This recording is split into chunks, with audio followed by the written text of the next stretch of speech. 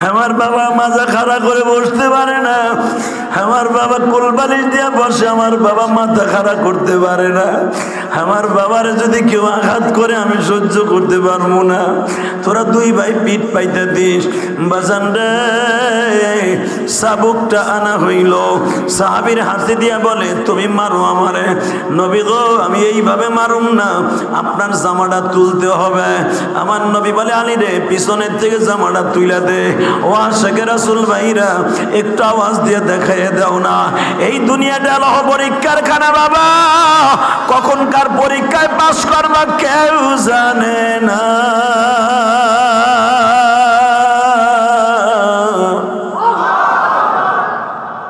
কবের পরীক্ষা যে তোমার কবুল হয়ে যাবে কেউ জানে না। কে গোল্ডেন প্লাস কবের আমলগুলো হয়ে যাবে কেউ জানে না। দেখি তো আমার নবীর ইশকের আগুন কয়জনের অন্তরে এখন জ্বলে গো বাবা। মনে রাখবা, যাদের অন্তরে নবীর ইশক আছে তার শরীরটা নবীর ইশকের আগুনে জ্বলা উঠবে, তার শরীরটা গরম হয়ে যাবে। ও বাজান, ওমরের মতো ইশক কয়জনের আছে? আলীর মতো ইশক কয়জনের আছে? বাজান রে, চাবুকটা হাতে দিয়া বলে তোমার গায়ে যদি যত শক্তি আছে আমি নবীর গায়ে বাড়ি মারিয়ে দাও, পুরা মদিনার মধ্যে এতিম হয়ে গেল। হযরত আলী হাসান হুসাইনের দুইটা ঘাড়ের উপরে হাত দিয়া বলে, ধাক্কা দিয়া বলে, সাহাবী রে, আমার দুধের কলিজার টুকরা সন্তান, আমার হাসানের বয়স 8 বছর, আমার হুসাইনের বয়স 7 বছর 1 মাস। আমি তোরে কি দিয়া বুঝাবো?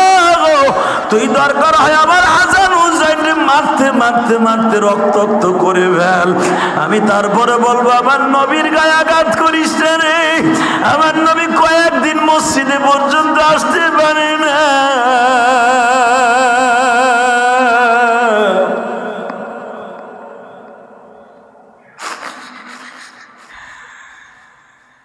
পুরা মসজিদে নববী বাবা আপনাদের মতো কান্নার রোল পড়ে গেল।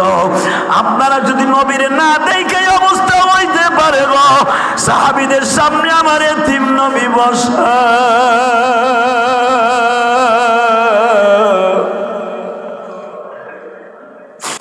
তাদের অন্তরে কেমন ব্যথা লাগতো।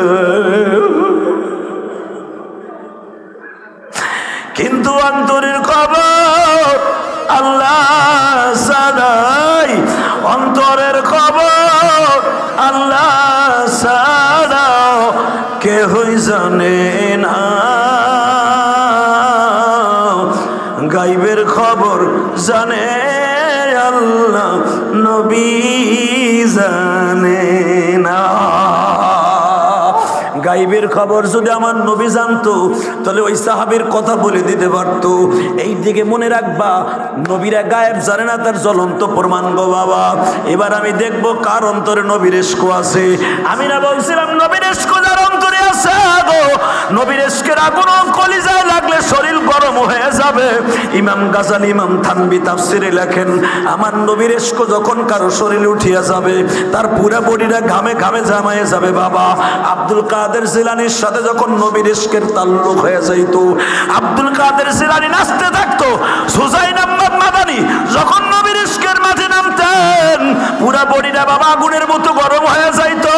জুনাইদ বাগদাদি যখন ইশকের মাঠে নামতেন নবীর ডাক দেওয়ার সাথে চোখের সামনে হাজির হয়ে যাইত। হাজী ইমদাদুল্লাহ মুহাজির মক্কি নবী কয়া ডাক দেওয়ার সঙ্গে নবীর সামনে হাজির হয়ে যাইত, পাগলের মতো দৌড়াদৌড়ি শুরু করত। আমিও দেখবো বাজার নবীর ইশকের আগুন কয়জনের অন্তরে জ্বলে গো। কবের পরীক্ষা কবে পাস করবা আমি জানি না, তবে আজকে নবীর ইশকের আগুন দিয়া কলিজাটা জ্বালাইয়া দাও। মৃত্যুর সময় তোমার বারিশের পাশে আমার নবীরে বসা পাইবা। আরে ভাইরে পাইবা, স্ত্রী পাইবা, নবীরে না পাইলে তোমার দাম নাই গো বাবা।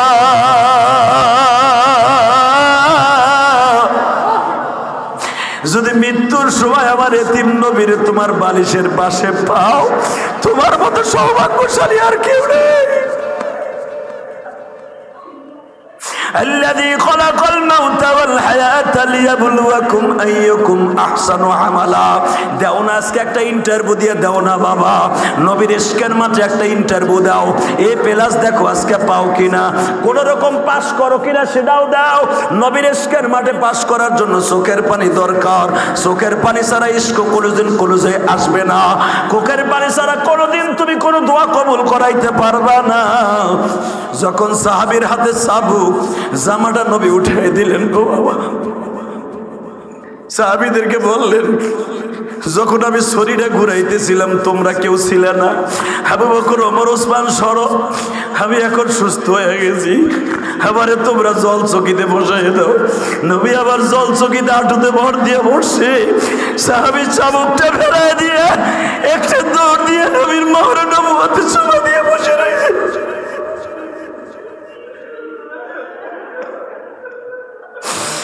নবী বলে সাহাবী রে বাড়ি দিলি না।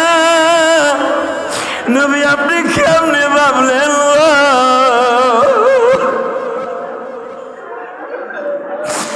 যার জন্য জীবন দিছি, বাবার অট্টালিকা ছেড়ে ইসলাম কবুল করছি, আমি তার গায়ে অসুস্থ শরীরে বাড়ি বাড়ো। নবী আমি দেখলাম আমার এই কায়দা ছাড়া জাহান্নামের আগুন আমি হারাম করতে পারবো না। আমার জীবনে কত অন্যায় করছি নবী আপনি জানেন নাই। আমি কালেমা পড়ছি তখন আমার বয়স 38 বছর। 38 বছর আগে তো আমার মতো মত করেই মদিনায় কেউ ছিল না, আমার মতো খারাপ কাজ করনেওয়ালা এই মদিনায় কেউ ছিল না। আমি মনে মনে ভাবলাম আমার জীবনে যদি একটা লাইন আল্লাহ টান দিয়ে কয় সাদ রে আমি মাওলা তোরে মাফ করার কোন সূরত দেখি না রে, তখন আমি আমার মাওলাকে বলবো আমার দুই ঠোঁটের ভিতরে নবীর মোহরে নবুয়তের মলম আছে, মলম লাগানো আছে, মলম লাগানো আছে। নবীর মোহরে নবুয়তের ভিতরে, নবুয়তের মোহরে নবুয়তের ভিতরে লিপস্টিক লাগানো আছে, জেল লাগানো আছে, ওই জেল আমার ঠোঁটে আছে। নবী আমি আমার মাওলার সামনে মুখ দুইটা গায়ে বলবো এই মুখ দিয়েই তো মদ খাইছি, এই মুখ দিয়েই তো গাঞ্জা খাইছি, এই মুখ দিয়ে আমার নবীর মোহরে নবুয়তে চুমা দিছি। ও আমার আশেকে রাসূল ভাইরা, নবীর মোহরে নবুয়তে চুমা দিয়া সাদ বেহুশ হয়ে পড়ে যায়। আমার নবী বলে আলী রে আমার সাদ রে তাড়াতাড়ি শোয়াইয়া দে।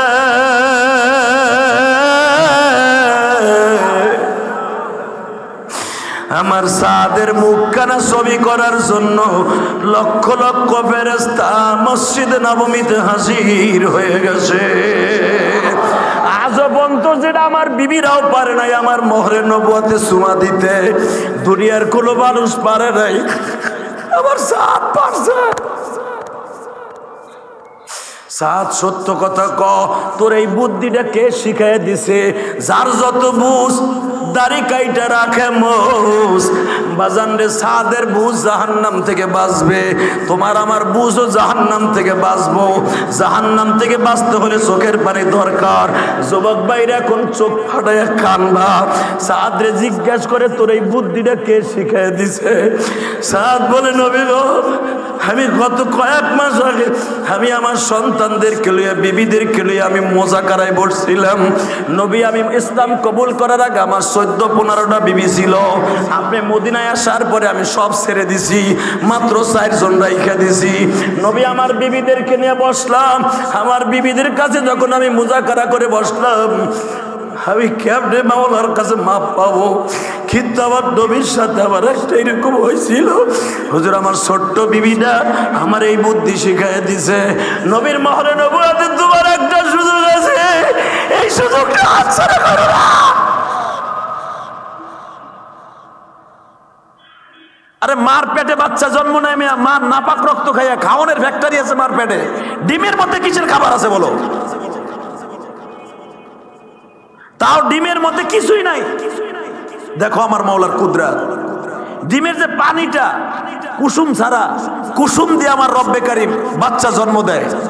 পানিটা যে 21 দিন পর্যন্ত ওই পানিটা খায়, পানিটা খাওয়ার পর ওই তাপ দিতে দিতে দিতে বাচ্চাটা যখন জন্ম নিয়ে যায়, জন্ম নিয়ে আর আধা ঘন্টা পরে আর ওটার মধ্যে থাকতে পারবে না, থাকলে ওটা মারা যাবে।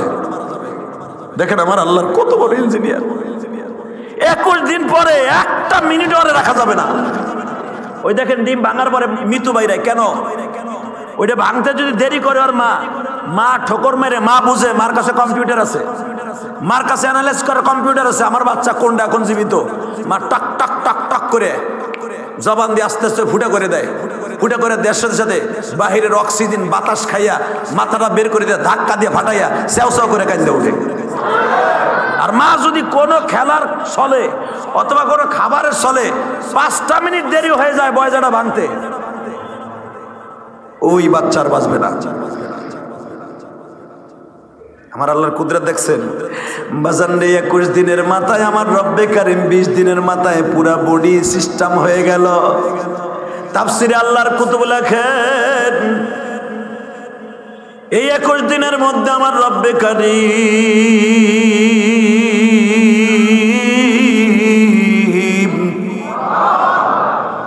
মুরগির কানে কানে বলে দেয় তোমার 14টা ডিমের মধ্যে 10টা বাচ্চা আছে গো, 4টা তোমার পাড়া খাইয়া হাওয়া ডুইকা ওটার মধ্যে বাচ্চা জন্ম নেয় নাই। দেখবেন বাবা যেই বাচ্চাটা যেই ডিমের মধ্যে জন্ম নেয় নাই, মা কিন্তু এটা ফুটা করে না, ওই ডিমটা নষ্ট। কথা কন না কে? মার কম্পিউটারে ধরা খাইছে আমার এই ডিমটা নষ্ট হয়ে গেছে, এই বাচ্চাটা নবে না। ওটার ডিমের ক্ষমতা না, ক্ষমতা কার? আল্লাহ বারে বলে দিছে তোমার 14টা ডিমের মধ্যে 20টা ডিমের মধ্যে 5টা নষ্ট। এইটারে তুই ঠোঁট দিয়ে কামড় দিয়ে নষ্ট করবি না। দেখেন আমার আল্লাহ কি কয়, তোর এই 5টা ডিম নষ্ট, তুই যদি ঠোকর দেস এইটার ময়লা তোর খাপড়ায় পড়িয়া গন্ধ হইয়া তোর অন্য বাচ্চা মারা যাবে। খবরদার, এটা ঠোকর দিস না, এটার ভিতরে বাচ্চা নাই। মা কম্পিউটার দেখেন আস্তা ডিম ভিতরে পচা, মা ঠোকর দেয় না, ওই ডিমটা ওইভাবেই থাকে। পরে মালিক যখন দেখে ঢক ঢক করে এটার মধ্যে নষ্ট, আস্তে করে ফেলে দেয়। মা ডিম যদি নিজের ডিম যদি ঠোকর দিয়া বাবা ভাঙতো, গন্ধে আপনার আমি থাকতে পারতাম না।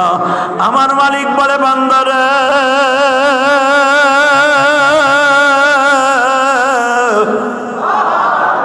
আমি মৃত্যু জিনিস থেকে জীবন দিয়েছিলাম।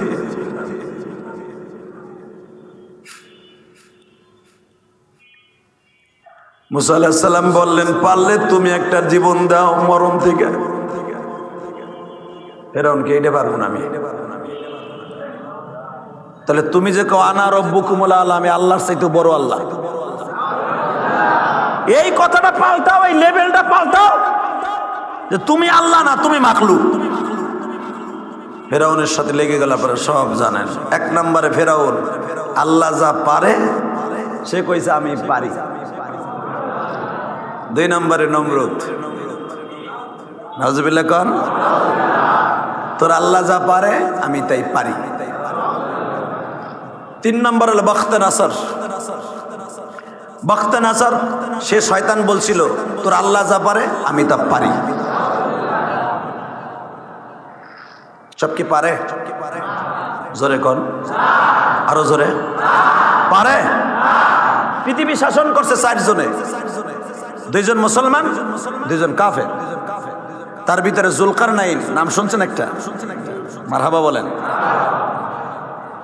একজন হলো জুলকারনাইন আর একজন হলো বাদশা সুলাইমান। এই 2 জনে সারা পৃথিবী মুসলমানের মধ্যে শাসন করছে। আর ইহুদিদের মধ্যে, মুশরিকদের মধ্যে নমরুদ আর হলো বখতে নাসর, কোরআনের ভাষায় যাদের নাম আসছে। তো জুলকারনাইন সারা পৃথিবী শাসন করছে। উনি যখন জাপানের সর্বশেষ শহরটা সফর করতেছে, ওনার রাডারে ধরা খাইলো আমার অতি তাড়াতাড়ি আমার গন্তব্যস্থানে আমার রাজপ্রাসাদে যেতে হবে। আজরাইল আমারে বিদায়ের ঘন্টা বাজাই দিছে আল্লাহর হুকুমে। কুল্লু নাফসিন যায়িকাতুল মাউত। আমার মৃত্যুর স্বাদ গ্রহণ করতে হবে, মৃত্যুর স্বাদ আমারে আর ছাড়বে না, আমার এটা গ্রহণ করতেই হবে। মৃত্যুর পেয়াল আমার সামনে, যে কোনো মুহূর্তে আমি মৃত্যুর পানি পান করবো। বাজানরে উনি অতি দ্রুত ঘোড়া চালাইয়া রাজ দরবারে আসলেন, ওনার পরিবারদেরকে ডাক দিলেন, ওনার বিবিদেরকে ডাক দিলেন, ওনার প্রজাদেরকে ডাক দিলেন। মন্ত্রী সবাই বসিয়া আস্তে আস্তে করে ডাক দিয়া বলেন, ও মন্ত্রীরা, আমি আপনাদের কাছে যদি জীবনে কোনো না জানতে অজান্তে কোনো কষ্ট দিয়ে থাকি, আল্লাহর রাস্তায় আমারে মাফ করে দিয়েন। বাজান, এই জন্য আমি আপনাদের একটা দামি কথা শুনাই দিয়ে যাই। আমার বিশ্ব নবীর সবচেয়ে বড় একটা সুন্নাত ছিলেন, নবী প্রতিদিন বয়ানের পরে মাপ চাইতেন। এই জন্য আমার দাদা ভাইরা কিসের ক্ষমতা দেখায়, কিসের কি দেখায়। আমাদের মাননীয় এমপি সাহেব ইলিয়াস উদ্দিন মোল্লা সাহেব আমাদের 16 আসনের জিম্মাদার। ওনার জন্মবার্ষিকীতে অপু নামে একটা ছেলে নেতার স্লোগান দিয়েছিল, শুভ শুভ শুভ দিন আমার নেতার জন্মদিন, শুভ শুভ শুভ দিন আমার নেতার জন্মদিন।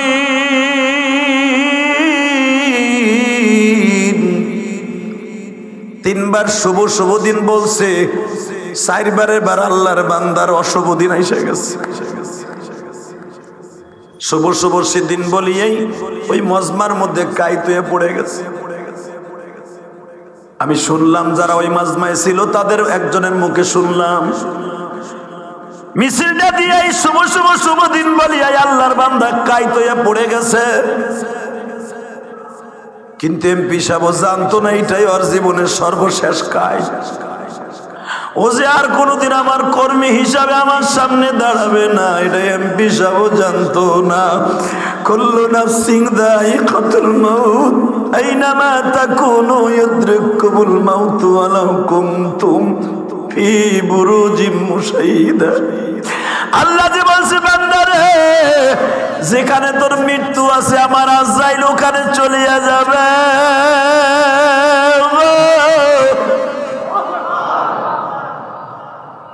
আইনামা তাকুনু ইউদরিকুমুল মাউত, বান্দা কোথায় যাবি ওইখানে আমার আজরাইল তোর পিছে পিছে যাবে। এই শুভ অপু জানতো না, অপু জানতো না আজকে এমপি সাহেবের শুভ দিনের জন্মবার্ষিকীতে আমি দুনিয়া আমার ছেলেদেরকে এতিম বানাইয়া মেয়েদেরকে এতিম বানাইয়া চলে যাব। 3টা মেয়ে অপু সাহেবের বিদায় নিয়ে চলে গেল। মেয়েগুলো আর কোনোদিন কাউকে আব্বা বলে ডাক দিতে পারবে না। চলে গেল এমপি সাহেবের শুভ শুভ শুভ দিন জন্মদিন বলতে যাইয়া তিনি আমার মওলার ডাকে সাড়া দিয়ে চলে গেলেন। আল্লাহ মানুষ হিসাবে যদি কোনো ভুল ত্রুটি করে থাকে অপু সাহেবকে মাফ করে দিয়েন। জোরকানা আমিন, আরো জোরকানা আমিন। বাজানরা, আমি আপনাদের সকলের কাছে বলি আমি খুশি হয়েছি এমপি সাহেব হাজার হাজার মানুষের সামনে কেঁদে কেঁদে ওয়াদা করছে আমি আর জীবনে জন্মদিন বার্ষিকী পালন করব না। আমি অনেক খুশি, ব্যক্তিগত খুশি। এই জন্মদিন ফন্মদিন এগুলো পালন করা হারাম, কথা বল না কেন? যদি জন্মদিন পালন করা জায়েজ থাকতো আমার নবী 12 রবিউল অজীব করে দিয়েছে উম্মতের লেগে। যারা করে এরা ধোঁকাবাজ, কথা কর না কেন? জন্মদিন যেই টাকাগুলো আপনি খরচ করবেন ওই টাকাগুলো একটা এতিমখানা মাদ্রাসা দিয়ে দেন না, এতিমখানা মাদ্রাসা দিয়ে দেন, একটা মসজিদে দিয়ে দেন। জন্মদিনের যে টাকা খরচ করবেন, লাখ লাখ টাকা হাজার হাজার টাকা খরচ করবেন, পোলার জন্মদিন করতে যাই আরে বাপ রে বাপ 10,000 20,000 50,000 টাকা 1 লাখ টাকা খরচ করে। কে কইছে আপনারা জন্মদিন পালন করতে? জন্মদিন পালন করা যদি জায়েজ থাকতো আমরা হুজুররাও পারতাম করতে। এটা সম্পূর্ণ বিদআত, শয়তানি কাজ। কুল্লু মুহদাসাতিন বিদআহ ওয়া কুল্লু বিদআতিন দালালা ওয়া কুল্লু দালালাতিন ফিন্নার। নতুনত্ব আবিষ্কার করা ইসলামের ভিতরে, নিজে বানায়া মন দ্বারা করা, এটা সবচেয়ে বড় খারাপ কাজ। আল্লাহ আমাদের হেদায়েত দরিব করে, দূর করে আমিন। আল্লাহ আমাদের হেদায়েত দিক। জন্মদিন কিসের সাথে? জন্মদিন কিসের জন্মদিন বলেন?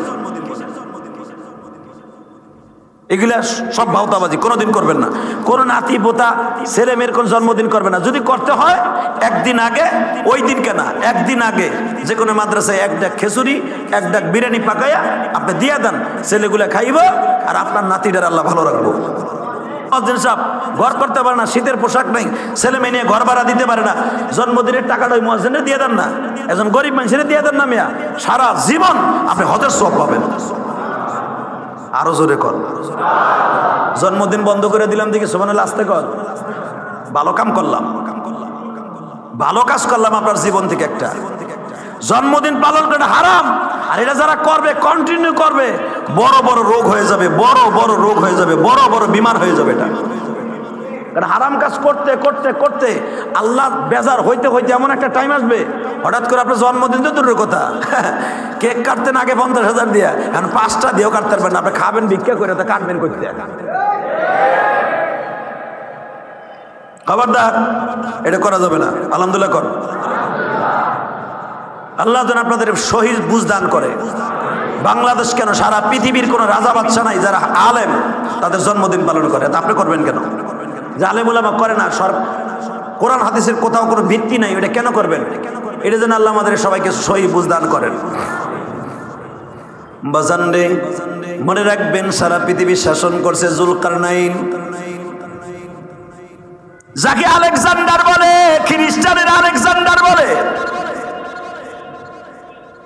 এই আলেকজান্ডার জুলকারনাইন মৃত্যুর একদিন আগে তার ছেলেদেরকে ডেকে ডেকে বলে, বাবা, জি আব্বা, একটা কাজ করো। জি, মৃত্যু বাবার ওসিয়ত পালন করা কিন্তু সন্তানের জন্য ওয়াজিব। জি আব্বা, কি করতে হবে? আমি যদি মারা যাই, আমার হাত দুটারে কাফনের কাপড়ের উপর দিয়ে আপনি থুয়ে দিবা, এইভাবে দিক করে দিবা। আমার হাত দুটারে সুন্দর করে বাইন্দা এইভাবে আমার কাফনের কাপড় এইভাবে মুনাজাতের মতো করে থুয়ে দিবা বুকের উপরে। ছেলেরা বলে, আব্বা কেন? কোনো কেন প্রশ্ন নাই, আমি যা বেটা বলছি সেটা করবে। যাহা পানা যাহা বলিবে তাহাই করিবে। আব্বা করব। বাজানে কাফনের কাপড় কমপ্লিট হলো, হাত দুটাকে বাইর করে বুকের উপরে এইভাবে রেখে দিলেন। যারা এটা বোঝে নাই গো বাবা, এরা সবাই কইতেছে, দেখ মুনাফিক ইহুদি নাসারারা কয়, দেখ বেটা মরার আগে তো যা করছে করছেই, মরার পরেও দেখ এর হাত ভরে নাই, মরার পরে হয়ে ভিক্ষা চাইতেছে। যার যেমন বুঝ, যার যেরকম বুঝ, দাড়ি কাইটা রাখে মুস। কথা কন, যার যেরকম বুঝ, দাড়ি কাইটা রাখে মুস। কাজী নজরুল ইসলাম উনি একদিন বলেছিলেন কবি নজরুল রে, না কাজী নজরুল ইসলামকে রবীন্দ্রনাথ ঠাকুর একদিন বলেছিল, অনেক কষ্ট পাইয়া বলেছিল রবীন্দ্রনাথ ঠাকুর, হে নজরুল, তুমি যদি জানিতে জীবনে কোনোদিন দাড়িটা না কাটিতে। কিন্তু হিন্দু ভদ্রলোক উনি কথাটা বাস্তব বলেছে। কাজী নজরুল ইসলামকে বলেছিল, তুমি দাড়িটা কেন কাটো? তো উনি আর একটা কথা বলছিল, যার যেরকম বোস, দাড়ি কেটে রাখে মুস। দেখবেন বাংলাদেশে অনেক বুদ্ধিজীবী আছে, দাড়ি কোনো কিচ্ছু না, নাথিং, এটা ইসলামের কিছুই না। এ কথাটা কোনোদিন বলবেন না, রাখেন না, রাখেন না, এটা আলাদা গুনাহ, কিছু না। মাসলা ভালো করে বুঝেন, সারা দুনিয়া আমার কথা আজকে যাবে। দাড়ি আপনি রাখেন না, মুসলমান আছেন, নাম কি অস্তে থাকেন আর কাম কি অস্তে থাকেন, মুসলমান আছেন। যদি আপনি বলেন দাড়িটা কিছুই না, নাথিং, এই শব্দটা জবান দিয়ে উচ্চারণ করার সাথে সাথে আপনি কাফের হয়ে যাবেন। তো আপনার সব গোল্লা, সব মাটি বলার সাথে সাথে আপনি কাফের হয়ে যাবেন। কারণ কি জানেন? দাড়িটা শেয়ার ইসলাম, দাড়িটা রাখা মুসলমানের জন্য ওয়াজিব, দাড়ি রাখা ওয়াজিব। এটা রাখেন না, মনে রাখবেন সদকায়ে জারিয়া কিছু কিছু গুনাহ আছে। সদকায়ে জারিয়া, সদকায়ে জারিয়া যেরকম সওয়াব আছে, সদকায়ে জারিয়া গুনাহ আছে। সব সদকায়ে জারিয়া কখন কয়? 24 ঘন্টা হইতে থাকে। যেরকম নদীর 24 ঘন্টা কিন্তু স্রোত চলে। কথা বলে না কেন? একদিকে যায় আর একদিকে আসে, 24 ঘন্টা কিন্তু স্রোত যাইতেছে আসতেছে। 1 সেকেন্ডের জন্য নদীর স্রোত মিস নাই, 1 সেকেন্ডের জন্য গুনাহ বন্ধ নাই, 1 সেকেন্ডের জন্য গুনাহ বন্ধ নাই, 1 সেকেন্ডের জন্য কোনো গুনাহ বন্ধ নাই। সেই গুনাহটা হলো দাড়ি চাচার গুনাহ। 1 সেকেন্ডের জন্য গুনাহ বন্ধ নাই। হজে গেছেন, কাবা ঘর ধরে গিলাফ ধরে কাঁদতেছেন, গুনাহ হইতেছে, কিন্তু নফল নামাজ পড়তেছেন, গুনাহ হইতেছে। রোজা রাখছেন, 24 ঘন্টা রোজা রেখে গুনাহ হচ্ছে। এই গুনাহ 24 ঘন্টা নদীর পানির মতো বহমান। 24 ঘন্টা গুনাহ হইতেছে, আবার তুমি কইতেছো দাড়ি রাখা কিছুই না। দাড়ি রাখা যদি কিছুই না হইতো, তাহলে আমি যদি এখানে দাড়িগুলো চাইছা এখানে আইতাম, ওই সহসভাপতি হেলেন সাহেব কইতো, ওই মাসুদ ভাই কইতো, ওই সভাপতি কইতো এটার লাইট তাইয়া মসজিদে বাইর কর। কথা কর না কে? তা আমারে তোমরা লাইটতে বাইর কর টাকা দাড়ি চাইছে আসলে। দাড়ি রাখা বলে কিছুই না চান্দু। যারা বলে দাড়ি রাখা কিছু না, ওই রকম বুঝ দাড়ি কেটে রাখে মুস। ঠিক না বেঠিক? আল্লাহ আমাদের হেফাজত করুন সরকার, আমিন। যে আল্লাহর ওলিরা দাড়িগুলা সাস্তাছেন, মনে মনে নিয়তটা করে ফেলেন। আর যদি কোনোদিন ভুলে কোনোদিন কইয়া থাকেন যে দাড়িটা ইসলামে কিছু না, এটা না রাখলেও হয়, সৌদি আরবও তো রাখে না, সৌদি আরবের রাজা বাচ্চারা তো রাখে না। এই বেটা, সৌদি আরব দলিল না, দলিল হলো কোরআন হাদিস। কথা বলেন না কেন? তারাকতু ফীকুম আমরাইন, নবী বলেছেন দুইটা জিনিস রেখে গেলাম, কিতাবুল্লাহি ওয়া সুন্নাত রাসূলি। আমি দুইটা রেখে গেলাম, কোরআন প্লাস হাদিস। এই দুইটা হলো ইসলামের মাপকাঠি। as-sahabikan nujum, আমার সাহাবীরা তোমাদের মাপকাঠি। যেরকম মারহাবা। তবে ওই সাহাবী তোমার মাপকাঠি যে আমার প্রতি যার অঘাত, আমার ইত্তেবার ভিতর আছে, তার সবাই না। আর একটা জিনিস মনে রাখবেন, আবু বকর যে এই দেশে জন্ম নিয়েছে, আবু জেহেলও কিন্তু এই দেশে জন্ম নিয়েছে। ঠিক না ঠিক? সবাইরে যদি আপনি আবু জেহেলের মতো আবু বকরে মনে করেন, আপনি জাহান্নামে যাবেন। আল্লাহ আমাদের হেদায়েত নসিব করুক, জোরে করে আমিন। দাড়িটার চাইছেন না, 24 ঘন্টা গুনাহ হইতেছে, 24 ঘন্টা এই নামাজে দাঁড়াই রয়েছেন, এই অবস্থায় গুনাহ। রোজা অবস্থায় আছেন, এই অবস্থায় গুনাহ।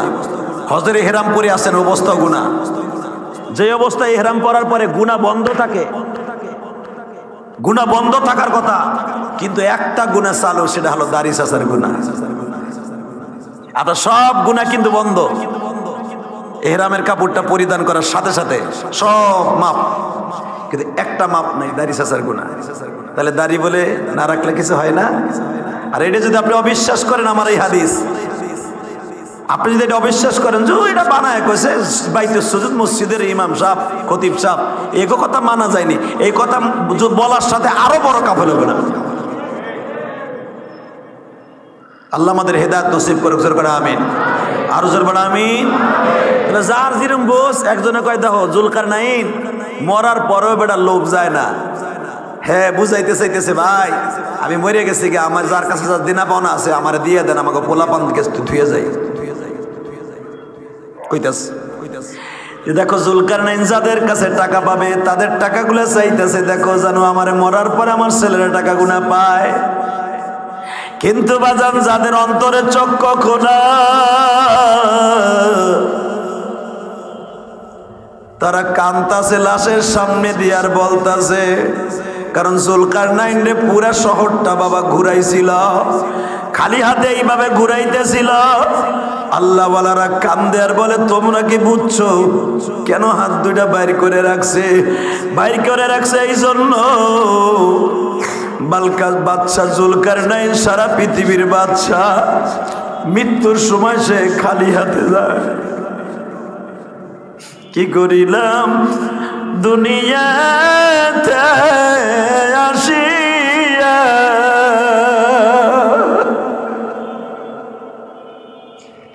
তোমার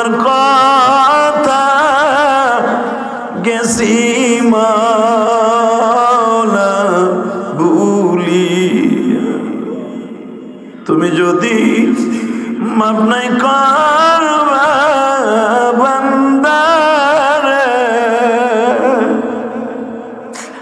বলো তো আমার বান্দা যাবে কার কাছে? আল্লাহ তোমার পাগলগুলি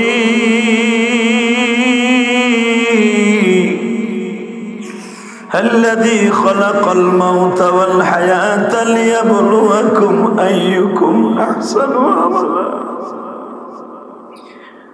وما خلقت الجن والإنس إلا ليعبدون। তুমি যেই উদ্দেশ্য আমাদের পাঠাইছিলে তোমার উদ্দেশ্য আমরা খেলাফ করে ফেলেছি আল্লাহ, আমাকে গোস্তাকে মাফ করে দাও না গো মালিক। যারা তোমার চোখের পানি দিয়ে মাপ চায় তাদেরকে মাফ করে দাও আল্লাহ। বাদশা জুলকারনাইন যখন হাত দুটা বাইর করে পুরা শহর ঘুরাইছে, এক একজন এক এক মন্তব্য করছে। বাজান মনে রাখবেন, আমার নবীও প্রতিটা ওয়াজের পরে মাপ চাইতেন। আমরা বক্তারাও কেন মাপ চাই জানেননি? হতে পারে আমার কথার দ্বারা আপনি কষ্ট পাইছেন, অথবা আপনার দ্বারা আমি কষ্ট পাইছি। বক্তায় বলে দেয় আপনারা আমারে মাফ করে দিন, আমি আপনাকে মাফ করে দিছি। আমার নবীর মতো মাসুম পৃথিবীতে কোনো মানুষ বানায় নাই। আমার নবীর জিন্দিগিতে কোনোদিন একটা গুনাহ করে নাই বাবা, কথা ঠিক না বেঠিক? আমার নবী এমনই মাসুম, একটা ছেলে ভূমিষ্ঠ হওয়ার পরে যেরকম মাসুম, আমার নবী সেরকম মাসুম। আমার নবী বেগুনা বাবা, নিষ্পাপ। আমার নবী যদি মাপ চাইতে পারে, তুমি আর আমি কেন মাপ চাবো না বাবা? প্রতিটা ওয়াক্তে স্ত্রীর কাছে, ছেলে মেয়ের কাছে শুদ্ধ মাপ চাইবা। কেন মাপ চাইবা জানুনি? হয়তো বাবা হইতে পারে, আমরা ছেলেদের কাছে অন্যায় করতে পারি, সন্তানের হক হয়তো ঠিক মতো আদায় করতে পারি নাই।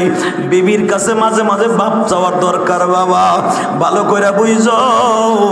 আমার বিশ্বনবী ইন্তেকালের 2 দিন আগে অথবা 1 সপ্তাহ আগে অসুস্থ হইবার পরে যখন 2টা পাও চলে না, আমার নবী হযরত বেলালকে বললেন, বেলাল রে, পুরা মদিনার মধ্যে একটা ঢোল পিটায় দে। এই ঢোল মানে ওই ঢোল না, বাড়ি তবলা না। বেলাল সুঙ্গা বয়া বয়া বলতেছে, এত দ্বারা জানানো যাইতেছে যে আমার নবী আপনাদের সবাইরে ডাকছে। বাজান রে, 100 200 500 জন লোক সিরিয়াল দিয়ে বসছে। নবী মসজিদে নববীর উস্তুনে হান্নানার মেম্বারটা খুঁটিতে, খুঁটির সাথে বাবা একটা হাতে এইভাবে দিয়া নবী বসছে। হযরতে বেলাল আমার নবীর ডাইন পাশে একটা কোল বালিশ দিয়ে রাখছে।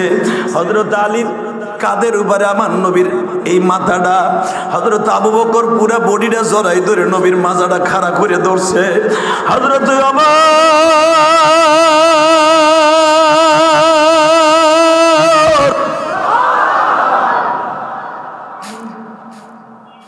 নবীর হাতগুলোরে মেসেজ করে দিচ্ছে, আঙ্গুলগুলো টাইনা দিচ্ছে। আমার নবী কেঁদে কেঁদে বলে, সাহাবীরা রে, আমার জানা মতে কাউরে কষ্ট দিছি কিনা জানি না। যুদ্ধের মাঠে হয়তো অনেক জায়গায় অনেক সময় অনেকরে কষ্ট দিয়ে ফেলছি। কেউরে ধমক দিছি, তুই ডাইন দিকে যা। কেউরে বলছি তুই 8 লাইনের নাম্বারে দাঁড়া। কেউরে বলছি তুই ওই পাহাড়ের দিকে যা। কেউরে বলছি তরবারের এইভাবে ধর। কেউরে আবার বলছি ডালডার এইভাবে ধর। কাউরে বলছে এইভাবে দাবুর মার। আবার কাউকে বলছি বল্লাটা এইভাবে মার।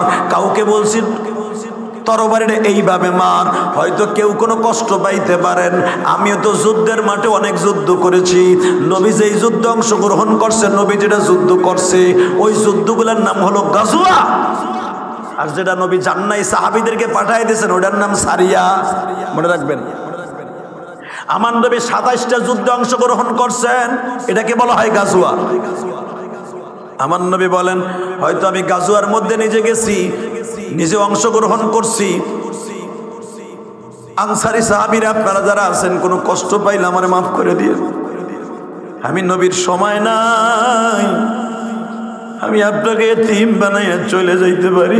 কুল্লু নাফসিন যায়িকাতুল মাউত, দুনিয়ার সবাই মৃত্যুর স্বাদ গ্রহণ করবে, আমি আপনাদের ছাইরা চলে যাব। পুরা মসজিদে নববীর ভিতরে কান্নার রোল পড়ে গেল। বাজান রে, একজন সাহাবী কাঁদতে কাঁদতে নবীর সামনে আসছে। নবীজি, কাদিসিয়ার যুদ্ধে আপনি গেছিলেন? কয়ে, আপনার ঘোড়ার চাবুক ঘুরাইতেছিলেন আর বলতেছিলেন, এই তোমরা এইভাবে ভেবে চালাও, এইভাবে চালাও তরবারি। হুজুর আপনার যে চাবুকের ঘুরলিটা, আমি সামনে ছিলাম, আমার পিঠের মধ্যে লেগে গেছে, যদি আপনার সামনে প্রকাশ করি নাই, কিন্তু আমি কষ্ট পাইছিলাম। আমার নবী হাত দুইটা বাড়ায় বলে, আলী রে, ওই সাহাবীরে ডাক দে। আমার ঘোড়ার চাবুকটা কই? হুজুর ফাতেমার ঘরে আছে। এখনো কিন্তু এই চাবুকটা বাবা ইস্তাম্বুলের জাবদ ঘরে আছে। আমার নবী বলে, আলী রে, চাবুকটা তাড়াতাড়ি করে ফাতেমার ঘরের থেকে নিয়ে আসছে বাবা, আমার সময় নাই, আমি কারো ঋণ রাইখা যাইতে চাই না। হালিজিয়া বলে, চাবুকটা কই? যেটা বাবা ব্যবহার করতো, তাড়াতাড়ি দাও। ফাতেমা বলে, আব্বা অসুস্থ, চাবুক দিয়ে কি করবে? ঘোড়া সওয়ার করবে? কয় না, এই চাবুকের বাড়ি বলে একজন সাহাবীর শরীরে লাগছে, এতদিন প্রকাশ করে নাই, আজকে বাবা সবার কাছে মাপ চাইতেছে, আজকে প্রকাশ করছে। ফাতেমারে হাসান হোসেন রে পাঠায় দিছে, হাসান রে, যদি তোর নানার গায়ে আঘাত করে তোরা পিঠ পাইতে দিস, তোর নানার গায়ে যেন কেউ আঘাত না করে। আমার বাবা অসুস্থ, আমার বাবা মাজা খাড়া করে বসতে পারে না, আমার বাবা কোলবালিশ দিয়ে বসে, আমার বাবা মাথা খাড়া করতে পারে না, আমার বাবারে যদি কেউ আঘাত করে আমি সহ্য করতে পারবো না, তোরা দুই ভাই পিঠ পাইতে দিস। বাজান রে, চাবুকটা আনা হইল, সাহাবীর হাতে দিয়া বলে, তুমি মারো আমারে। নবী গো, আমি এইভাবে মারুম না, আপনার জামাটা তুলতে হবে। আমার নবী বলে, আলী রে, পিছনের থেকে জামাটা তুইলা দে। ও আশিকে রাসূল ভাইরা, একটু আওয়াজ দিয়ে দেখাই দাও না, এই দুনিয়াটা হলো পরীক্ষার খানা বাবা, কখন কার পরীক্ষায় পাস করবা কেউ জানে না।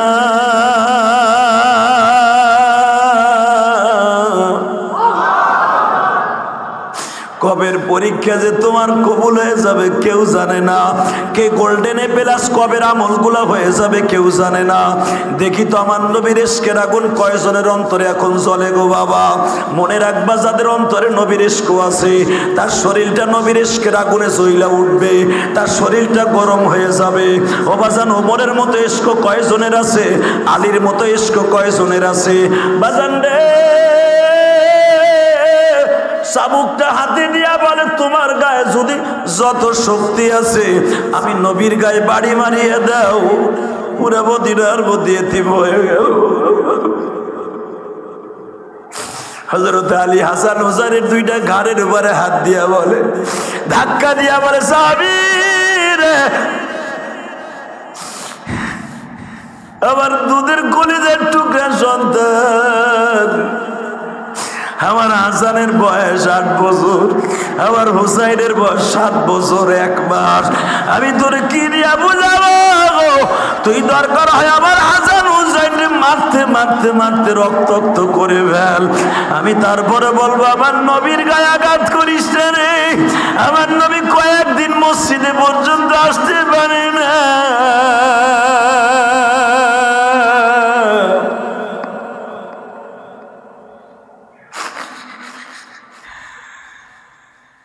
পুরা মসজিদে নববী বাবা আপনাদের মতো কান্নার রোল পড়ে গেল।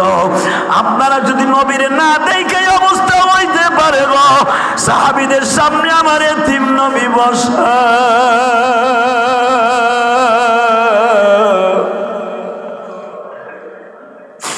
তাদের অন্তরে কেমন ব্যথা লাগতে, কিন্তু অন্তরের খবর আল্লাহ জানাই, অন্তরের খবর আল্লাহ ছাড়া কেহই জানে না, গাইবের খবর জানে আল্লাহ, নবী জানে না।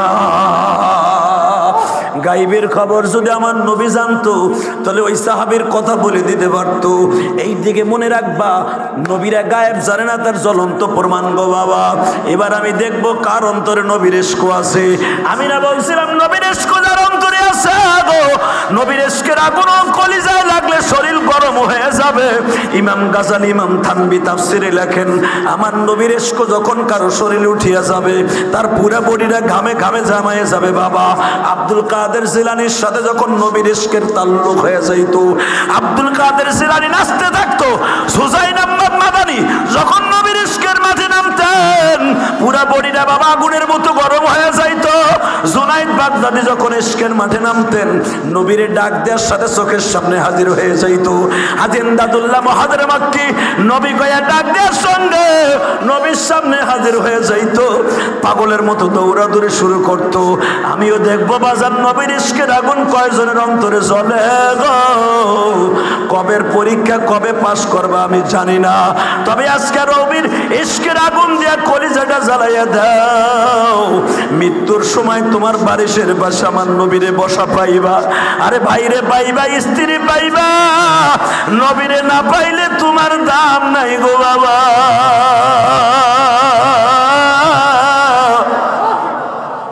যদি মৃত্যুর সময় আমার এতিম নবীরে তোমার বালিশের পাশে পাও, তোমার মতো সৌভাগ্যশালী আর কেউ নেই। الذي خلق الموت والحياة ليبلوكم أيكم أحسن عملا।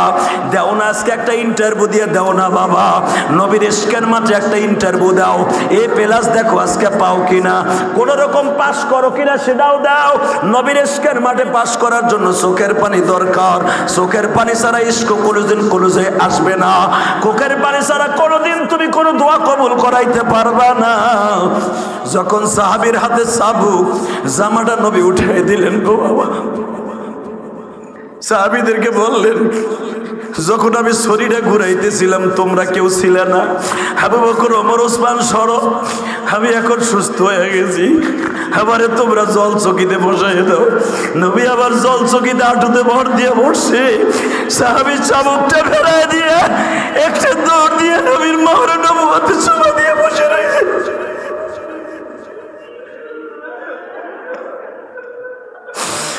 নবী বলে সাহাবী রে বাড়ি দিলি না। নবী আপনি কেমনে ভাবলেন,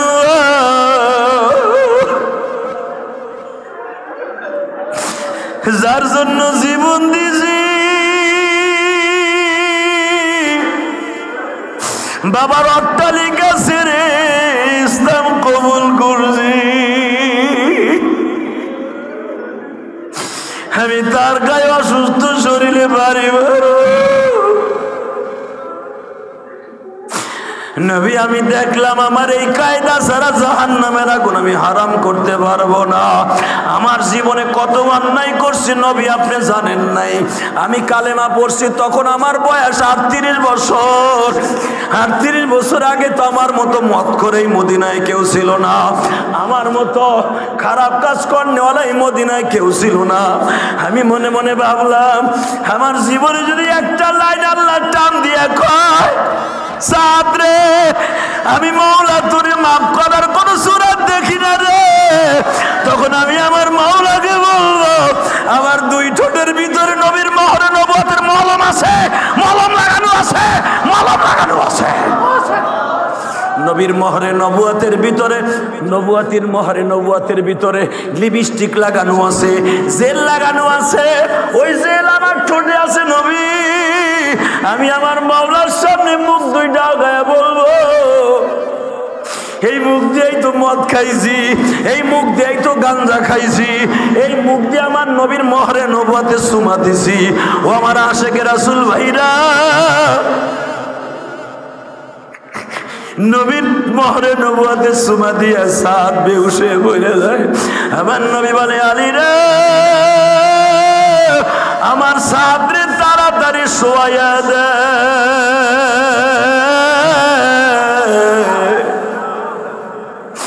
আমার সাদের মুখখানা ছবি করার জন্য লক্ষ লক্ষ ফেরেশতা মসজিদে নববীতে হাজির হয়ে গেছে। আজ পর্যন্ত যেটা আমার বিবিরাও পারে নাই আমার মোহরে নবুয়তে চুমা দিতে, দুনিয়ার কোনো মানুষ পারে নাই, আমার সাদ পারছে। সাদ সত্য কথা ক, তোর এই বুদ্ধিটা কে শিখাই দিছে? যার যত বুঝ দাড়ি কাইটা রাখে মোস বাজান রে সাদের বুঝ জাহান্নাম থেকে বাঁচবে, তোমার আমার বুঝও জাহান্নাম থেকে বাঁচবো। জাহান্নাম থেকে বাঁচতে হলে চোখের পানি দরকার। যুবক ভাইরা এখন চোখ ফাটাইয়া কানবা। সাদরে জিজ্ঞেস করে তোর এই বুদ্ধিটা কে শিখিয়ে দিছে? সাদ বলে নবী গো, আমি গত কয়েক মাস আগে আমি আমার সন্তানদেরকে লইয়া বিবিদেরকে লইয়া আমি মোজাকারায় বসছিলাম। নবী আমি ইসলাম কবুল করার আগে আমার 14-15টা বিবি ছিল। আপনি মদিনায় আসার পরে আমি সব ছেড়ে দিছি, মাত্র 4 জন রাইখা দিছি। নবী আমার বিবিদেরকে নিয়ে বসলাম। আমার বিবিদের কাছে যখন আমি মোজাকারা করে বসলাম, আমি কেমনে মাওলার কাছে মাপ পাবো? কিন্তু আমার নবীর সাথে আমার একটা এরকম হয়েছিল। হুজুর আমার ছোট্ট বিবিটা আমার এই বুদ্ধি শিখাই দিছে। নবীর মহরে নবুয়াতে তোমার একটা সুযোগ আছে, এই সুযোগটা হাতছাড়া করো না।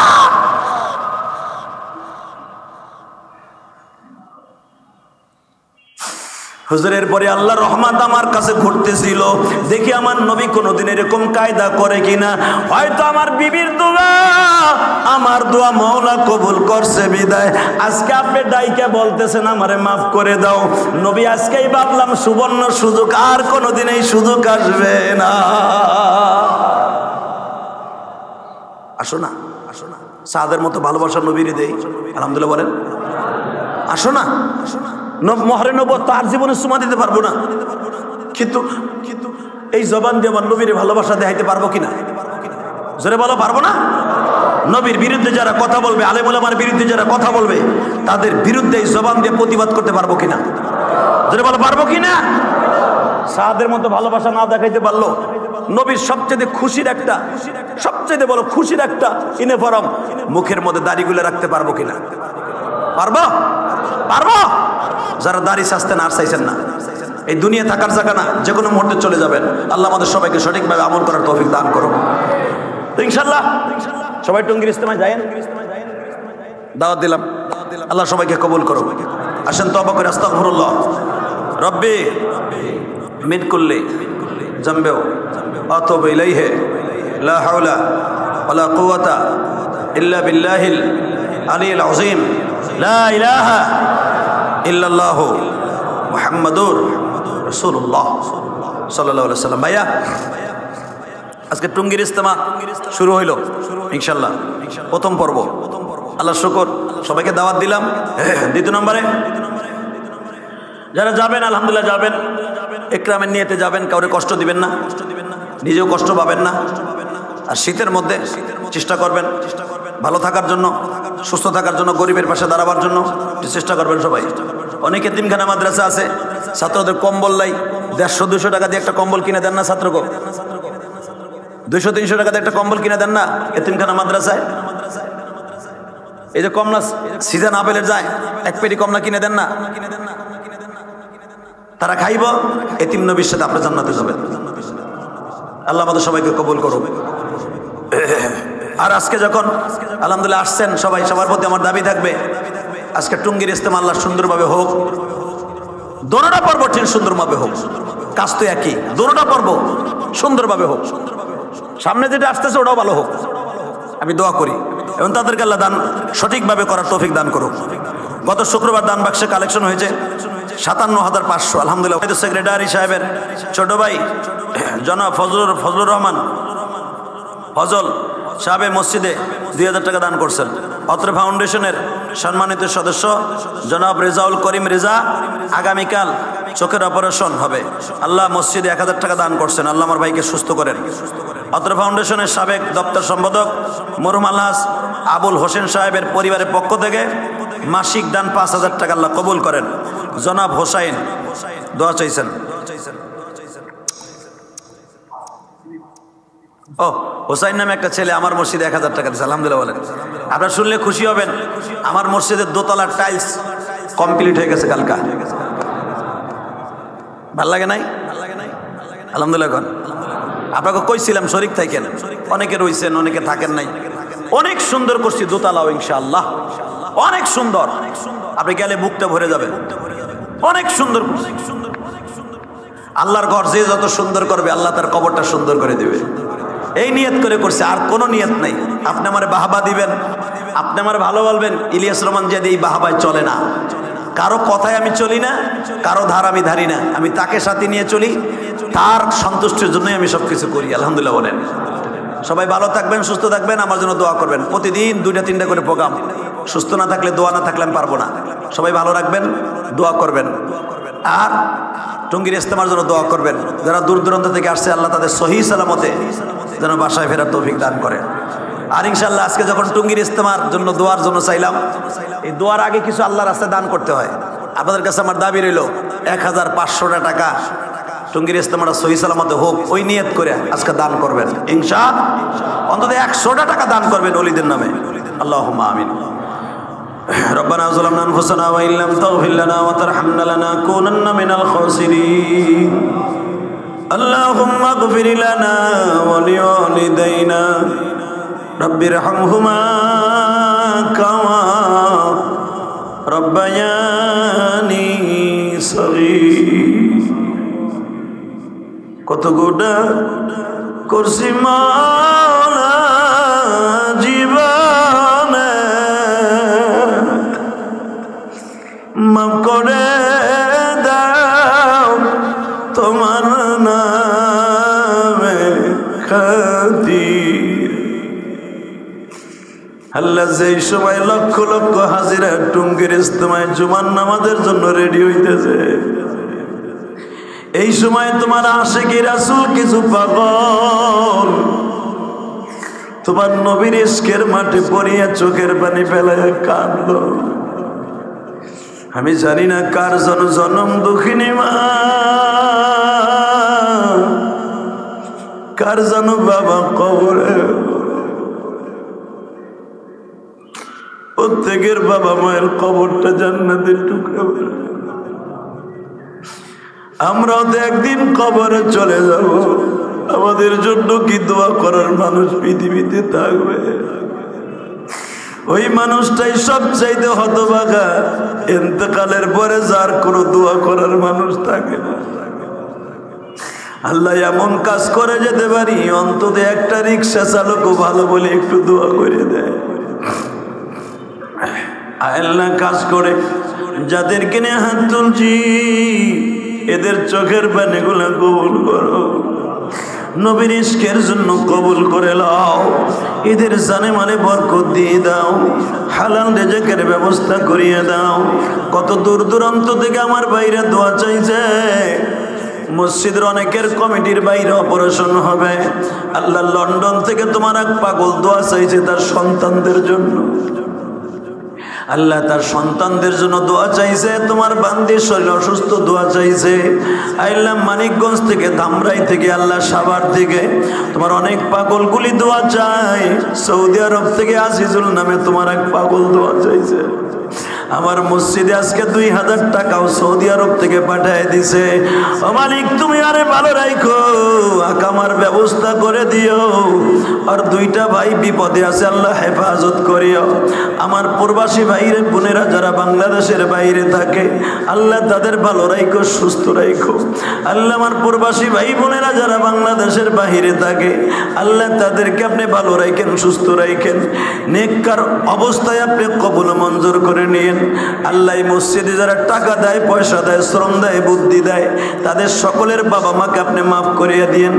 আমার মসজিদে সাদ নামে একটা ছেলে, হুসাইন নামে একটা ছেলে আমার মসজিদে টাকা দিতে, আল্লাহ যারাই দেয় না দেখে দেয় তাদের সবাইকে আপনি মাফ করে দিয়েন, তাদের জানে মালে বরকত দিয়ে দিয়েন, হালাল রিজেকের ব্যবস্থা করে দিয়েন, ব্যবসা বাণিজ্যে বরকত দিয়ে দিয়েন। আল্লাহ আমাদের দোয়া কবুল মঞ্জুর করেন। আল্লাহ টঙ্গীর ইজতেমাকে কবুল করেন। আল্লাহ আল্লাহ টঙ্গীর ইজতেমাকে কবুল করেন। আল্লাহ টঙ্গীর ইজতেমাকে কবুল করেন। আল্লাহ যে সমস্ত সাথী ভাইরা আসছে তাদের সবাইকে কবুল করেন, সহি সালামতে রাখেন, ভালো রাখেন, সুস্থ রাখেন। বাংলাদেশের বাহির থেকে যে সমস্ত অতিথিরা আসছে, কোরআনের পাখিগুলো এই দেশে আসছে, আল্লাহ তাদের শরীরকে আপনি ভালো রাখবেন, সুস্থ রাখবেন। ওই বজরগতের বরকতে আমার বাংলাদেশটাকে সমস্ত বিপদ থেকে রক্ষা করবেন। সাল্লাল্লাহু তাআলা। আল্লাহ খাস করে মাননীয় এমপি সাহেব অপূর্ণার দোয়া চাইছে। আল্লাহ অল্প বয়সে চলে গেল, অপু নিদর্শন দেখাই দিয়ে গেল। জন্মবার্ষিকী পালন করতে এমপির, সেই নিজের জন্মকে সব কিছু বিসর্জন দিয়ে কবরে চলে গেল। আল্লাহ যদি জীবনে কোনো ভুল ত্রুটি করে থাকে মাফ করে দিয়েন আল্লাহ। আল্লাহ তার সন্তানগুলোকে ধৈর্য ধারণ করার তৌফিক দিয়েন, তার মেয়ে ছেলে মেয়েদেরকে আপনি কবুল মঞ্জুর করে নেন। সাল্লাল্লাহু তাআলা আলা খায়রি খালকিহি মুহাম্মদ ওয়া নূরি আরশি সাইয়্যিদিনা মাহবুব বিরহমাতিকা ইয়া আরহামার রাহিমিন। যার যার স্থানে দাঁড়িয়ে আছে রেখে সুন্নাত পড়ে নেন। বিল্লাহি শাহীদা আম্মা বা'দু ফাকাদ ক্বালা আল্লাহু তাবারাকা ওয়া তাআলা فأعوذ بالله من الشيطان الرجيم بسم الله الرحمن الرحيم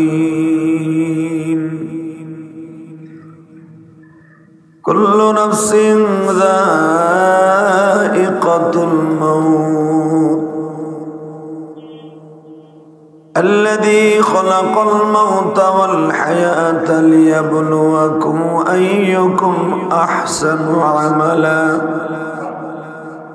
وهو العزيز الغفور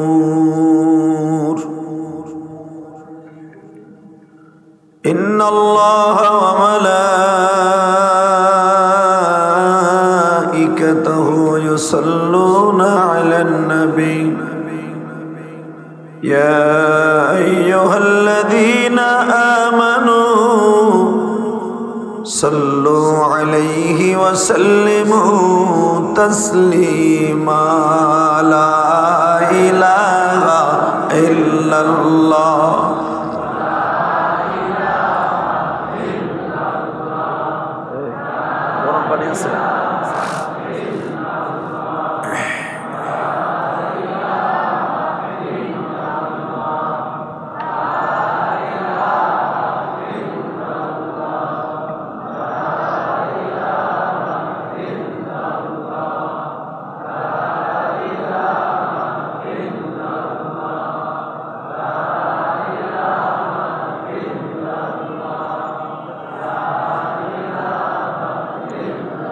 لا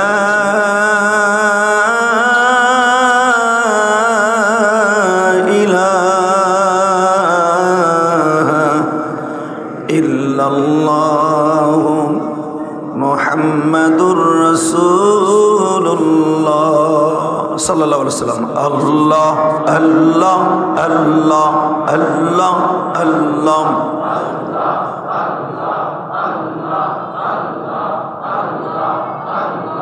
Allah Allah Allah Allah Allah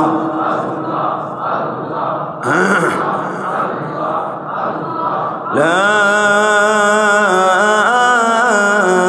ilaha illallah Muhammadur Rasulullah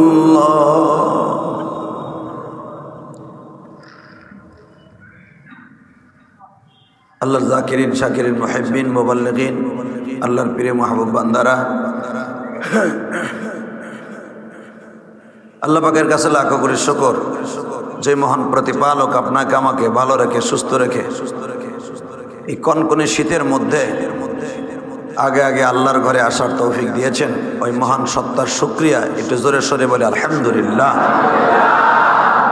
আমার বাংলাদেশের সবচেয়ে বড় কিসমত, সবচেয়ে আমরা সৌভাগ্যবান, অন্তত 160টা দেশের বড় বড় উলামা একরাম বড় বড় বুজুর্গ এখন আমার বাংলাদেশে।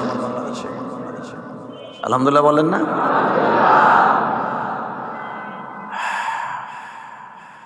এই টুঙ্গির ইস্তেমার মাঠটা আমার গোপালগঞ্জের কৃতি সন্তান বঙ্গবন্ধু শেখ মুজিবুর রহমান সাহেব বরাদ্দ দিয়েছিলেন এবং আরো স্বাধীনতার পরে অনেক বড় বড় মুক্তিযোদ্ধারা এটার পক্ষে সমর্থন দিয়েছিলেন। আল্লাহ পাকের শুকর, সেই তুরাগ নদীর পাড়ে আমার বাংলাদেশে সবচাইতে দামি একটা জায়গা এখন অন্তত 10 থেকে 12 লক্ষ মুসলমান আল্লাহর প্রেমে মাতোয়ারা হয়ে আশিকে রসুলের খাতায় নাম দিয়ে তা'মুরুনা বিল মা'রুফ ওয়া তানহাউনা আনিল মুনকার ওয়া তু'মিনুনা বিল্লাহ, এই আওয়াজে অসৎ কাজ থেকে মানুষকে বিরত রাখার জন্য, সৎ কাজের আদেশ দেওয়ার জন্য ইলিয়াস রহমাতুল্লাহ রেখে যাওয়া সেই 6 উসুলের পরে ভিত্তি করে আমার বিশ্ব নবীর হাদিস, আমার আল্লাহর কালামকে সামনে নিয়ে দিনের তাকাজার ঝান্ডা বড় বড় বুজুর্গরা সারা পৃথিবীতে উত্তোলন করার জন্য লক্ষ লক্ষ লক্ষ মানুষের মুখে সুবহানাল্লাহ আলহামদুলিল্লাহর ধ্বনি, আল্লাহু আকবারের ধ্বনি আজকে আমার বাংলার জমিনে তুরাগ নদীর পারে উচ্চারিত হচ্ছে। এতে আপনি খুশি না বেজার? কিন্তু খুশির আওয়াজটা যেভাবে হওয়ার কথা ছিল এইভাবে হইল না। জিমানু গুমানু কেমন যেন একটা আওয়াজ হইল। হজের পরে যদি মানুষের মুসলমানের মহা মিলনের কোন স্থান থাকে আরাফার মাঠের পরে, সেটা আমার বাংলার জমিন। যদিও আমার বাংলাদেশ 56 বর্গ হাজার কিলোমিটারের মধ্যে সীমাবদ্ধ, আমার এই দেশে ছোট্ট দেশ হলো, আমার দেশটা একটা স্বর্ণের টুকরা। হুব্বুল ওয়াতনি মিনাল ঈমান, দেশকে ভালোবাসা একটা ঈমানের অঙ্গ। যারা দেশের সাথে গাদ্দারি করে ওরা দেশের শত্রু, ইসলামের শত্রু, কোরআনের শত্রু। এটা আমার বিশ্বনবীর কথা। তুমি যেই দেশে জন্ম নিয়েছো ওই দেশের গাদ্দারি করা যাবে না, মির্জাফরের মতো কাজ করা যাবে না। মির্জাফর এমন একটা লোক, সে কিন্তু মুসলমান আছিল, কথা কন না কেন? মির্জাফর কি কাফর আছিল? সে তো মুসলমান আছিল, কিন্তু লোকটা এমন কামি করছে, সাথে খাইয়া পাতে এমন ভাবে সবল মারছে। দেখেন সারা পৃথিবীতে একটা কথা মানুষে কিয়ামত পর্যন্ত মনে হয় এই বাক্যটা থাকবে, এবারে মির্জাফরের মতো কাজ করস কে? হালাকা বেটাকে জিন্দি ঘরে ভরে কি মির্জাফরের মতো কাজ করছে? কাজ করছে অল্প দিন, নিজের স্বার্থের জন্য, নিজের স্বার্থ হাসিল করার জন্য যেভাবেই হোক, শয়তানের ধোকায় পড়ে হোক করেছে। কিন্তু ভাইরে এই গালিটা সারাটা জীবন তার কবরে যাচ্ছে। এই জন্য আমার নবী কত বড় কথা বলছে, হুব্বুল ওয়াতনি মিনাল ঈমান, দেশকে ভালোবাসা, দেশ প্রেম অন্তরে থাকা, এটা একটা ঈমানের অঙ্গ। তা আল্লাহ ভাই কথা কয়েন না তো, আল্লাহ পাকের শকর যে আমার বাংলাদেশের একটা সৌভাগ্য, অন্তত মুসাফিররা, বড় বড় বুজুর্গরা আজকে আমার বাংলাদেশে পাড়ি জমাচ্ছে। আর কিছু না হোক ভাই, আমার বাংলাদেশে তো তাদের দোয়া হচ্ছে, ঠিক না? ঠিক। 2023 সাল দুর্ভিক্ষ হবে অনেকে বলেছিল। আমি মনে করি যদি দুর্ভিক্ষ না হওয়ার কোনো উসুল আল্লাহ দুনিয়া রেখে থাকেন, তার ভিতরে এই বছরের টুঙ্গি ইস্তেমা। কারণ 2 বছর হতে পারে নাই। আল্লাহ শুকর 2023 সালে আমাদের সৌভাগ্য, মানে স্বরাষ্ট্রমন্ত্রী এবং সমস্ত মন্ত্রীরা মিলে আজকে আমাদের এই কাজের জন্য সহযোগিতা করেছে।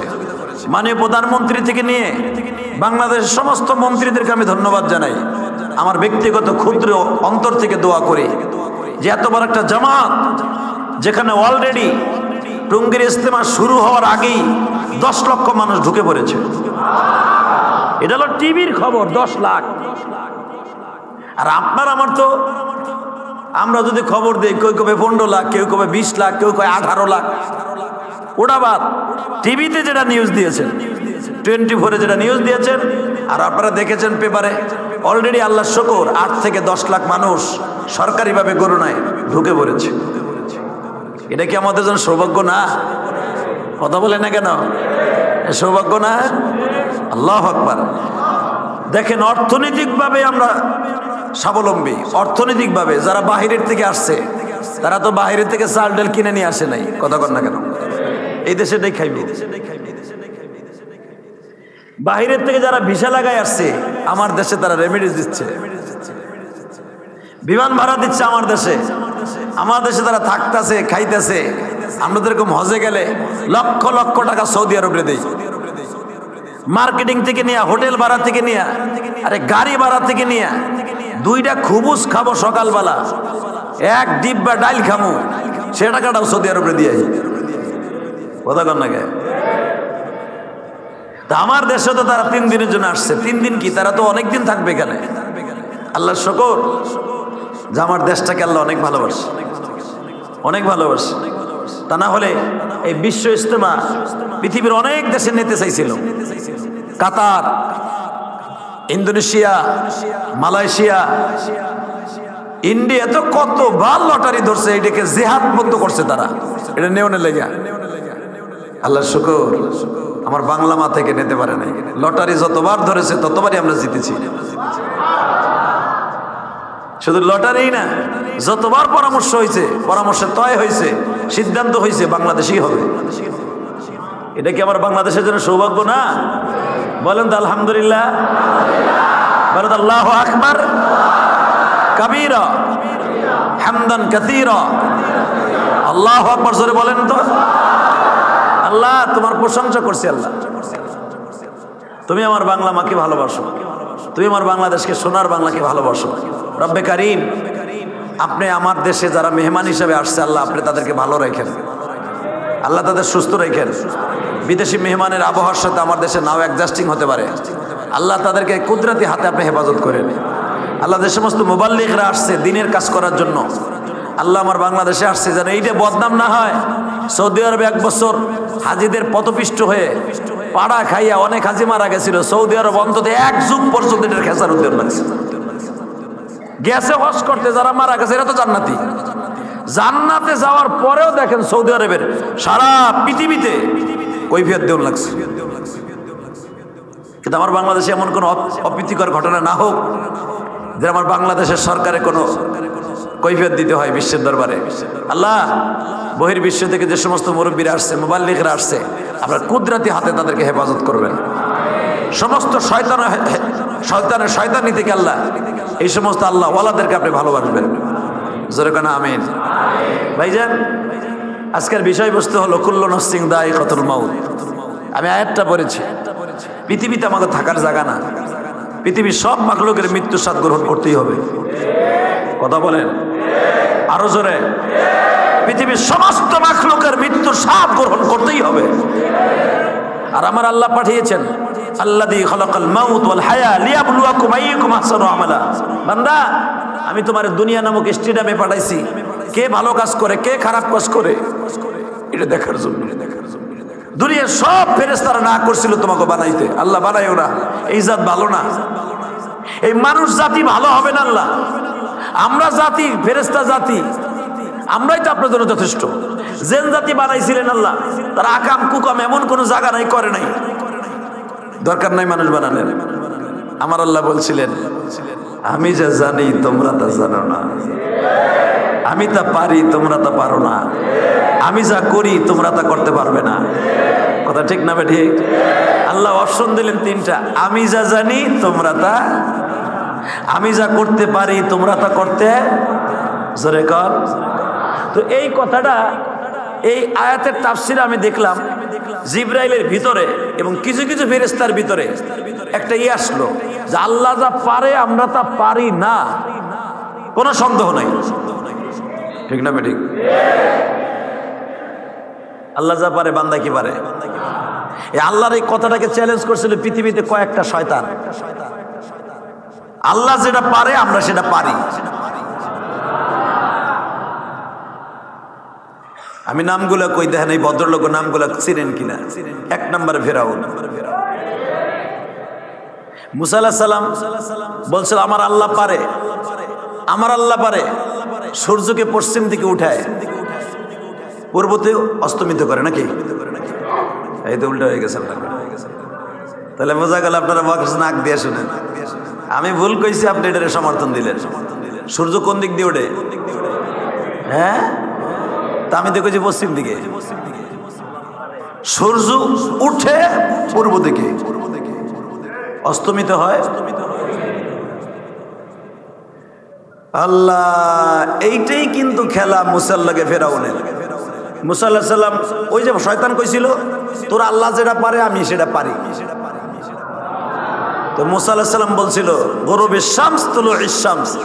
তুলুইশ শামস হলো সূর্য উদিত হয় পূর্ব দিক থেকে, গরুবিশ শামস সূর্য অস্তমিত হয়। পারলে তুই উল্টাটা কর। কয়টা সারা সব পারি। নাউজুবিল্লাহ কইলেন না?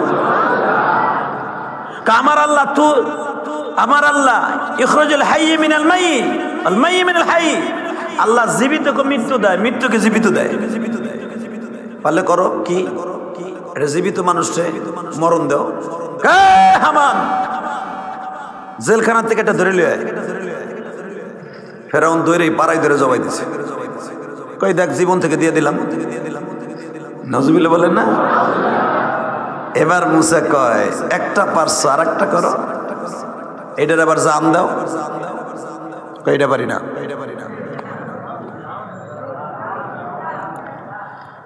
বাজানরে এবার ভালো করে বুঝবেন, আমার মাওলার প্রশংসা করবেন। আল্লাহ যে বলছে ইউহয়ী ওয়া ইউমীতুহু আলা কুল্লি শাইইন, আল্লাহু আকবার, ইখরাজুল হাইয়্যি মিনাল মাইয়্যিত, আমি মৃত্যুর থেকে জীবিত বাইর করি, আবার জীবিত থেকে আবার মৃত্যু দেই। কথা ঠিক না ঠিক? যদি কোনো এইটা আবার কেমনে আমি আপনারা দেখাই, ধান ধান ডিম ডিম ধান সরিষা, এটা কিন্তু মৃত্যু। কথা কন না কে? ডিম কিন্তু মৃত্যু। ডিম নিজের ইচ্ছা কোথায় মুরগির মতো হাইটে যেতে পারে না, পারে? সরিষা ধান এগুলো হাইটে যেতে পারে? পারে না। আল্লাহ বলে ইখরাজুল হাইয়্যি মিনাল মাইয়্যিত, মাইয়্যিল হাইয়্য, আমি মৃত্যু থেকে জীবন দেই, জীবন থেকে মৃত্যু দেই। এই দেখেন ধান রোপণ করে আসেন সেই মাটির মধ্যে, আহা আমার মালিক এই মৃত ধানের দিকে ভিতরে একটা শ্বাস আছে, এই শ্বাসটার আমার আল্লাহ মাত্র একদিনে হুকুম দেয়, এ মাটি আমার এই ধানটার একটু চাঙ্গা করে জীবিত করে দিত। আমার ওয়াদা ছিল আমি মৃত্যু থেকে জীবন দেই। এ মুরগি তোর পায়খানা রাস্তা দিয়ে এইটা আমি আল্লাহ বাইর করছি আমার কুদরতে, আমার বান্দার শক্তি অর্জনের জন্য। হাদিসে বয়জার কথা আছে, ডিম নাই, ডিম আমাকে বানানো, বয়জা হাদিসে আছে। আলহামদুলিল্লাহ বলেন। হাদিসের শব্দ কি? বয়জা। বয়জা আপনার মায় কইতো, এখন তো ডিম হইছে, এটার নাম বয়জা। আল্লাহ সেই গ্রামের ভাষা। আল্লাহর এক বান্দা আমাকে ফরিদপুর থেকে আইছে ঢাকায়, পোলার বাসায়। পোলায় কইছে আব্বার একটা ডিম মামলেট করে দেও তো। শিক্ষিত তো পোলা, আব্বাকে একটা ডিম মামলেট করে দাও। বাবায় তাক করে লেছে, আরে আমার পোলায় নতুন খাবার দিব সকালবেলা, ডিম মামলেট করে না জানি কি রে। শ্বশুর চিন্তা করে, আল্লাহ আমার পোলারে ভালো রেখো, আল্লাহ আমার পোলার বরে ভালো রেখো, আমার প্রথম খাবারে ডিম দিব রে, ডিম দিব। মনে করছে ডিম কি জানি একটা বাজান রে, যখন ডিমটারে বাইজালে এসে প্লেটে কয়, আরে বৌমা ও রে বয়জার, বয়জারে গ্রামেতে তুই ডিম হইছ, তোর নাম বলে আবার আন্ডা। মা টাউনের এই আন্ডাগুলা কোন জায়গা দিয়ে পরে রে মা? কাপড়া ওই একই তো জায়গা। কারে বয়জা রে, আরে বয়জা, বয়জা তুই ঢাকা শহরে আন্ডা হয়ে গেলি, ডিম হয়ে গেলি। মনে রাখবেন হাদিসে বয়জার কথা আছে। তো এই দামি ডিমটা, মৃত ডিমটারে মুরগির আল্লাহ কয়ে দিল বেশি না 21 দিন তাপ দে, তাপ দে।